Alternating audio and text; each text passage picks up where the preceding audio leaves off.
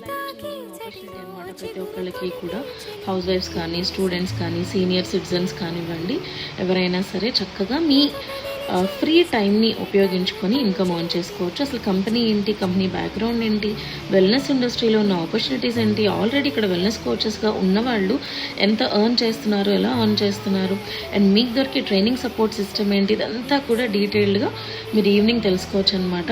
దేవుణ్ణి అడుగుతూ ఉంటాము, ఒక్క అవకాశం కావాలి లైఫ్ మారడానికి అని చెప్పి.